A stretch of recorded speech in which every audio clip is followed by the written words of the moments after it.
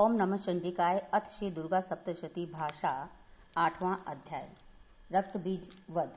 महर्षि मेघा ने कहा, चंड और मुंड नामक असुरों के मारे जाने से और बहुत सी सेना के नष्ट हो जाने से असुरों के राजा प्रतापी शुंभ ने क्रोध युक्त होकर अपनी संपूर्ण सेना को युद्ध के लिए तैयार होने की आज्ञा दी। उसने कहा, अब उद्दायुध नामक 86 असुर सेनापति अपनी सेनाओं के साथ युद्ध के लिए जाएं और कंबु नामक 84 सेनापति भी युद्ध के लिए जाएं और कोटिवीर नामक 50 सेनापति और धूम्रकुल नाम के 100 सेनापति प्रस्थान करें। कालक, दोहद्य, मौर्य और काल के यह दैत्य भी मेरी आज्ञा से सजकर युद्ध के लिए कूच करें। भयानक शासन करने वाला असुरों का स्वामी शुंभ इस प्रकार आज्ञा देकर बहुत बड़ी सेना के साथ युद्ध के लिए चला। उसकी सेना को अपनी ओर आता देखकर चंडिका ने अपनी धनुष की टंकोर से पृथ्वी और आकाश के बीच का भाग गुंजा दिया। हे राजन, इसके पश्चात देवी के सिंह ने दहाड़ना आरंभ कर दिया और अंबिका के घंटे के शब्दों ने उस ध्वनि को और भी बढ़ा दिया। धनुष की टंकोर, शेर की दहाड़ और घंटे के शब्द से पृथ्वी और आकाश के बीच का भाग गूंज उठा और इसके साथ ही देवी ने अपने मुख को और भी भयानक बना लिया। ऐसे भयंकर शब्द को सुनकर राक्षसी सेना ने देवी तथा सिंह को चारों ओर से घेर लिया। हे राजन, उस समय दैत्यों के नाश के लिए और देवताओं के हित के लिए ब्रह्मा, शिव, कार्तिकेय, विष्णु तथा इंद्र आदि देवों की शक्तियां, जो अत्यंत पराक्रम और बल से संपन्न थी, उनके शरीर से निकलकर उसी रूप में चंडिका देवी के पास गई। जिस देवता का जैसा रूप था, जैसे आभूषण थे और जैसा वाहन था, वैसा ही रूप, आभूषण और वाहन लेकर उन देवताओं की शक्तियां दैत्यों से युद्ध करने के लिए आई। हंस युक्त विमान में बैठकर और रुद्राक्ष की माला तथा कमंडलू धारण करके ब्रह्मन जी की शक्ति आई। वृषभ पर सवार होकर, हाथ में त्रिशूल लेकर, महानाग का कंकण पहनकर और चंद्र रेखा से भूषित होकर भगवान शंकर की शक्ति महाश्वेरी आई और मोर पर आरूढ़ होकर हाथ में शक्ति लिए दैत्यों से युद्ध करने के लिए कार्तिकेय जी की शक्ति उन्हीं का रूप धारण करके आई। भगवान विष्णु की शक्ति गरुड़ पर सवार होकर शंख, चक्र, शांग, गदा, धनुष तथा खंग हाथ में लिए हुए आई। श्री हरि की शक्ति वाराही, वाराह का शरीर धारण करके आई और नरसिंह के समान शरीर धारण करके उनकी शक्ति नारसिंही भी आई। उसकी गर्दन के झटकों से आकाश के तारे टूट पड़ते थे और इसी प्रकार देवराज इंद्र की शक्ति ऐन्द्री भी ऐरावत के ऊपर सवार होकर आई। पश्चात इन देव शक्तियों से घिरे हुए भगवान शंकर ने चंडिका से कहा, मेरी प्रसन्नता के लिए तुम शीघ्र ही इन असुरों को मारो। इसके पश्चात देवी के शरीर में से अत्यंत उग्र रूप वाली और सैकड़ों गिद्धड़ियों के समान आवाज करने वाली चंडिका शक्ति प्रकट हुई। उस अपराजिता देवी ने धूमिल जटा वाले भगवान श्री शंकर जी से कहा, हे प्रभो, आप मेरी ओर से दूत बनकर शुंभ और निशुंभ के पास जाइए और उन अत्यंत गर्वीले दैत्यों से कहिए तथा उनके अतिरिक्त और भी जो दैत्य वहां युद्ध के लिए उपस्थित हों, उनसे भी कहिए, जो तुम्हें अपने जीवित रहने की इच्छा हो तो त्रिलोकी का राज्य इंद्र को दे दो। देवताओं को उनका यज्ञ भाग मिलना आरंभ हो जाए और तुम पाताल को लौट जाओ। किंतु यदि बल के गर्व से तुम्हारी लड़ने की इच्छा हो तो फिर आ जाओ। तुम्हारे मांस से मेरी योगिनियां तृप्त होंगी। क्योंकि उस देवी ने भगवान शंकर को दूत के कार्य में नियुक्त किया था, इसलिए वह संसार में शिव दूती के नाम से विख्यात हुई।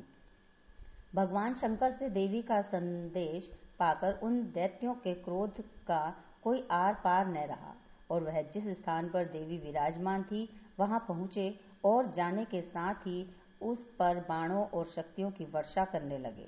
देवी ने उनके फेंके हुए बाणों, शक्तियों, त्रिशूल और फरसों को अपने बाणों से काट डाला और काली देवी उस देवी के साथ आगे खड़ी होकर शत्रुओं को त्रिशूल से विदीर्ण करने लगी और खड़गवाग से कुचलने लगी। ब्राह्मणी जिस तरफ दौड़ती थी उसी तरफ अपने कमंडलू का जल छिड़क कर दैत्यों की व बल को नष्ट कर देती थी और इसी प्रकार माहेश्वरी त्रिशूल से, वैष्णवी चक्र से और अत्यंत कोप वाली कौमारी शक्ति द्वारा असुरों को मार रही थी। और इंद्री के बाजू के प्रहार से सैकड़ों दैत्य रक्त की नदियां बहाते हुए पृथ्वी पर सो गए। वाराही ने कितने ही राक्षसों को अपनी थूथन द्वारा मृत्यु के घाट उतार दिया। दाढ़ों के अग्र भाग से कितने ही राक्षसों की छाती को चीर डाला और चक्र की चोट से कितनों ही को विदीर्ण करके धरती पर डाल दिया। बड़े बड़े राक्षसों को नाग सिंह अपनी नखों से विदीर्ण करके भक्षण कर रही थी और सिंहनाद से चारों दिशाओं को गुंजाती हुई रणभूमि में विचर रही थी। शिवद्युति के प्रचंड अट्टहास से कितने ही दैत्य भयभीत होकर पृथ्वी पर गिर पड़े और उनके गिरते ही वह उनको भक्षण कर गई। इस तरह क्रोध में भरे हुए मातृगणों द्वारा नाना प्रकार के उपायों से बड़े बड़े असुरों को मरते हुए देखकर राक्षसी सेना भाग खड़ी हुई और उनको इस प्रकार भागता देखकर रक्तबीज नामक महापराक्रमी राक्षस क्रोध में भरकर युद्ध के लिए आगे बढ़ा। उसके शरीर से रक्त की बूंदें पृथ्वी पर जैसे ही गिरती थी, तुरंत वैसे ही शरीर वाला तथा वैसा ही बलवान दैत्य पृथ्वी से उत्पन्न हो जाता था। रक्तबीज गदा हाथ में लेकर ऐन्द्री के साथ युद्ध करने लगा। जब ऐन्द्री शक्ति ने अपने वज्र से उसको मारा तो घायल होने के कारण उसके शरीर से बहुत सा रक्त बहने लगा और उसकी प्रत्येक बूंद से उसके समान ही बलवान तथा महापराक्रमी अनेकों दैत्य भयंकर रूप से प्रकट हो गए। वह सब के सब दैत्य बीज के समान ही बलवान तेज वाले थे। वह भी भयंकर अस्त्र शस्त्र लेकर देवियों के साथ लड़ने लगे। जब ऐन्द्री के वज्र प्रहार से उसके मस्तक पर चोट लगी और रक्त बहने लगा तो उसमें से हजारों के पुरुष उत्पन्न हो गए। वैष्णवी ने चक्र से और ऐन्द्री ने गदा से रक्तबीज को चोट पहुंचाई और वैष्णवी के चक्र से घायल होने पर उसके शरीर से जो रक्त बहा उससे हजारों महाअसुर उत्पन्न हुए, जिनके द्वारा यह संपूर्ण जगत व्याप्त हो गया। कौमारी ने शक्ति से, वाराही ने खड्ग से और माहेश्वर ने त्रिशूल से उसको घायल किया। इस प्रकार क्रोध में भरकर उस महादैत्य ने सब मात्र शक्तियों पर पृथक पृथक गदा से प्रहार किया और माताओं ने शक्ति तथा शूल इत्यादि से उसको जो बार बार घायल किया, उसके सैकड़ों महादैत्य उत्पन्न हुए और इस प्रकार उस रक्त बीज के रुधिर से उत्पन्न हुए असुरों से संपूर्ण जगत व्याप्त हो गया, जिससे देवताओं को भय हुआ। देवताओं को भयभीत देखकर चंडिका ने काली से कहा, हे चामुंडे, अपने मुख को बड़ा करो और मेरे शस्त्र घात से उत्पन्न हुए रक्त बिंदुओं तथा रक्त बिंदुओं से उत्पन्न हुए महाअसुरों को तुम अपने इस मुख से भक्षण करती जाओ। इस प्रकार रक्त बिंदुओं से उत्पन्न हुए महाअसुरों को तुम अपने इस मुख से भक्षण करती जाओ। इस प्रकार रक्त बिंदुओं से उत्पन्न हुए महादैत्यों को भक्षण करती हुई तुम रणभूमि में विचरो। इस प्रकार रक्त क्षीण होने से यह दैत्य नष्ट हो जाएगा। तुम्हारे भक्षण करने के कारण अन्य दैत्य उत्पन्न नहीं होंगे। काली से इस प्रकार कहकर चंडिका देवी ने रक्त बीज पर अपने त्रिशूल से प्रहार किया और काली देवी ने अपने मुख में उसका रक्त ले लिया। तब उसने गदा से चंडिका पर प्रहार किया। प्रहार से चंडिका को तनिक भी कष्ट न हुआ, किंतु रक्त बीज के शरीर से बहुत सा रक्त बहने लगा। लेकिन उसके गिरने के साथ ही काली ने उसको अपने मुख में ले लिया।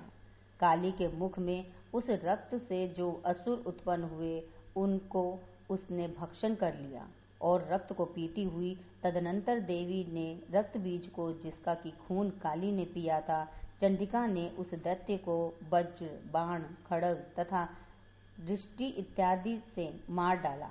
हे राजन, अनेक प्रकार के शस्त्रों से मारा हुआ और खून से वंचित वह महादैत्य रक्तबीज पृथ्वी पर गिर पड़ा। हे राजन, उसके गिरने से देवता अत्यंत प्रसन्न हुए और माताएं उस असुरों का रक्त पीने के पश्चात उद्यत होकर नृत्य करने लगी।